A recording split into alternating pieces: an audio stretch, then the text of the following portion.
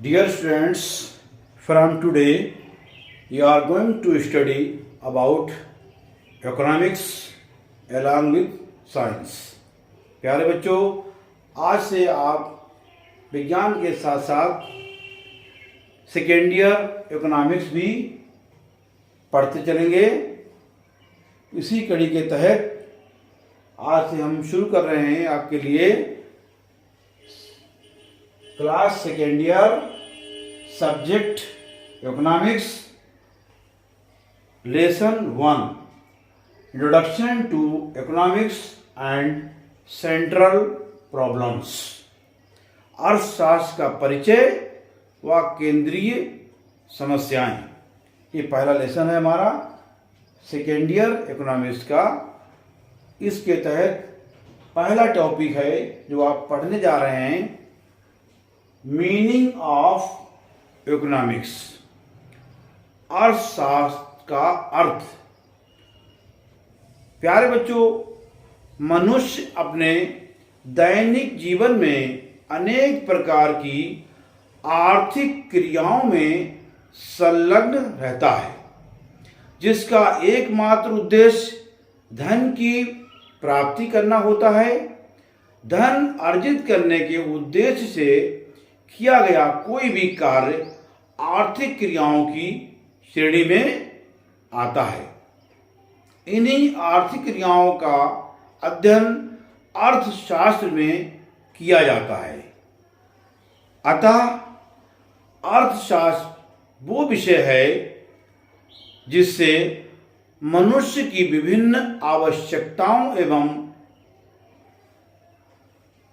आवश्यकताओं की पूर्ति के लिए मनुष्य द्वारा की गई आर्थिक क्रियाओं का अध्ययन किया जाता है। यानी कि जो मनुष्य आर्थिक क्रियाएं करता है, उन सब का अध्ययन, उनका जो स्टडी हम करते हैं, उसको हम जो है अर्थशास्त्र के अंदर उसकी स्टडी करते हैं। तो ये प्यारे बच्चों, आपने समझा कि अर्थशास्त्र क्या है।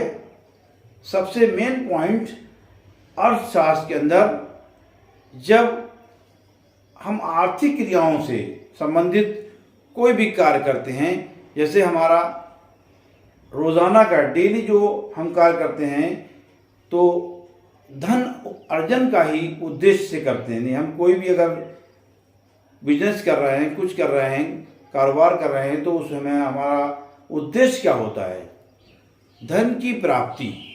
और धन प्राप्त करने के लिए हमें संसाधनों की आवश्यकता होती है।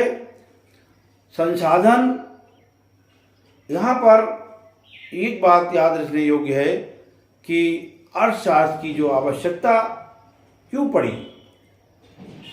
क्योंकि हमारी इच्छाएं जो हैं वो असीमित हैं और साधन सीमित हैं।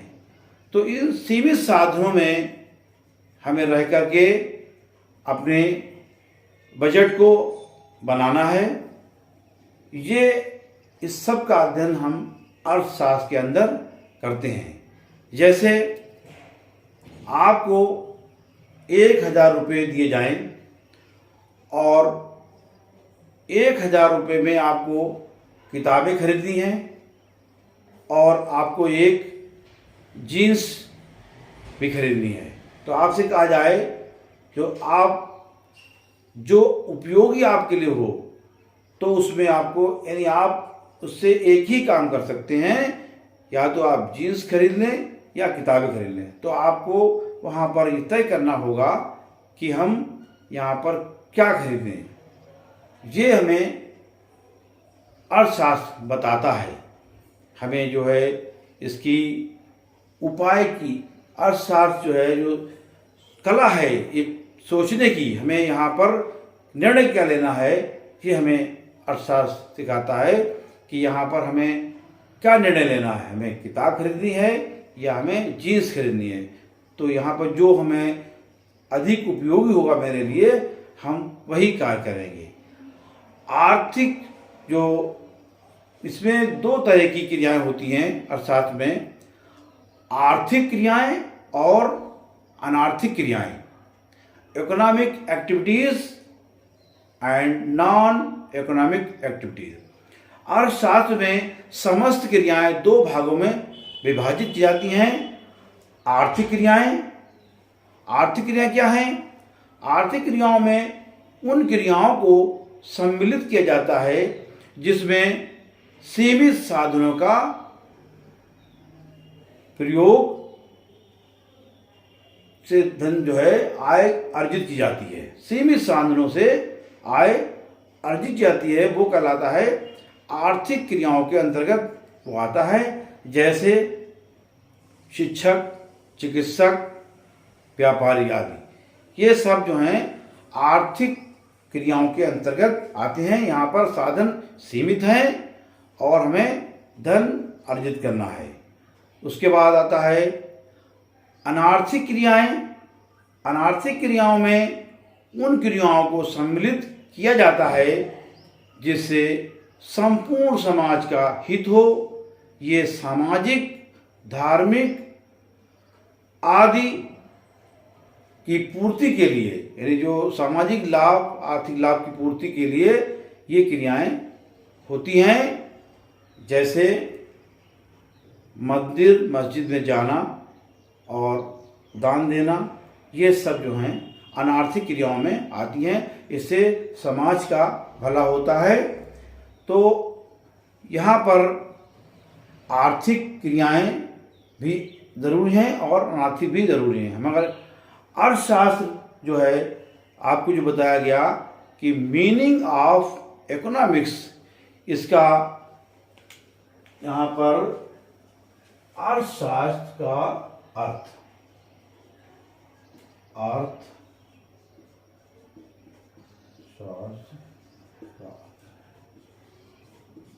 ये आपका टॉपिक है। और लेसन 1 आपका है introduction to economic and central problems. अर्थशास्त्र का परिचय, अर्थशास्त्र का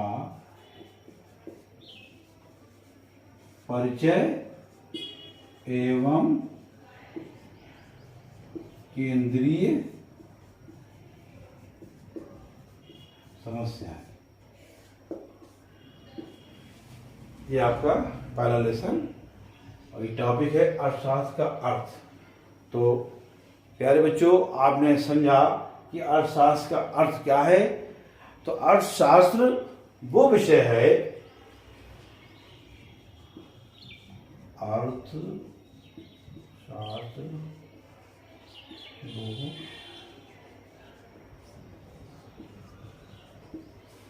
अर्थशास्त्र वो विषय है जिसमें मनुष्य की विभिन्न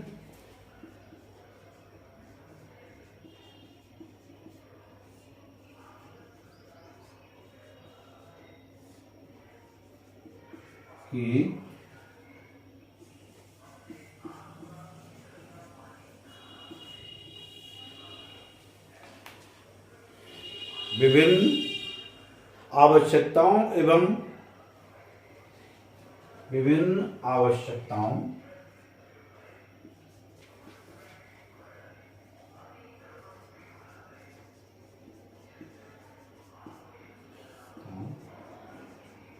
एवं इन आवश्यकताओं की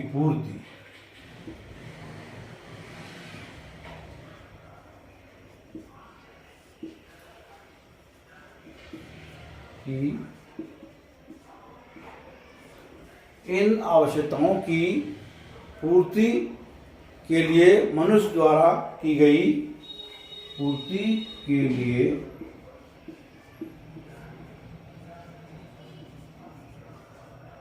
मनुष्य द्वारा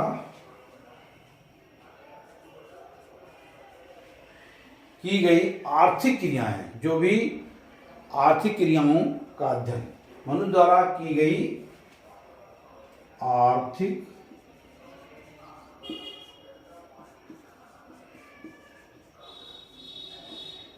क्रियाओं का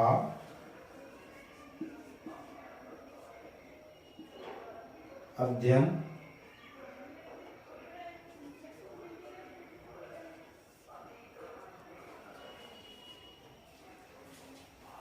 आर्थिक क्रियाओं का अध्ययन किया जाता है।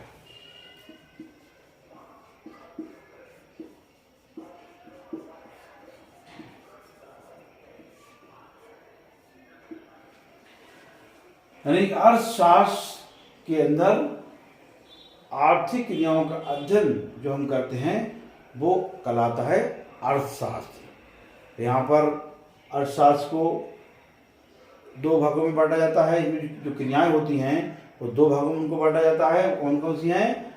नंबर 1 है आर्थिक क्रियाएं और नंबर 2 अनार्थिक क्रियाएं।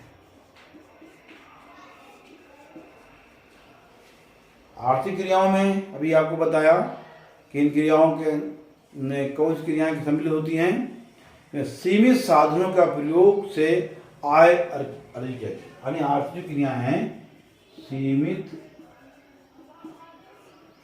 साधनों के प्रयोग से आय अर्जित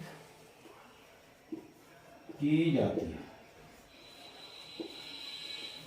सीमित साधनों के प्रयोग से आय अर्जित की जाती है, जैसे शिक्षक, चिकित्सक, व्यापारी आदि ये इसमें आते हैं।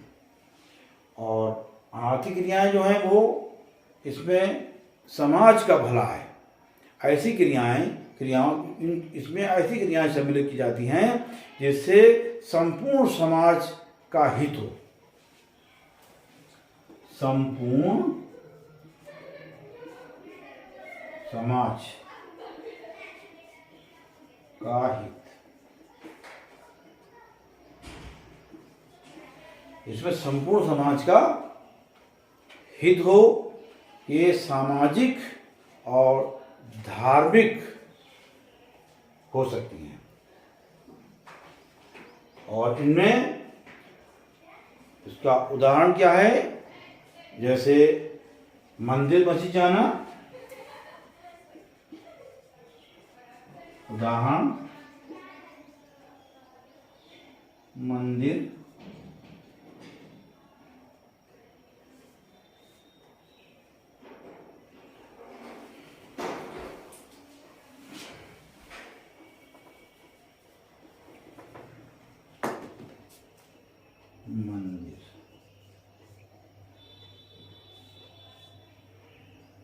मस्जिद,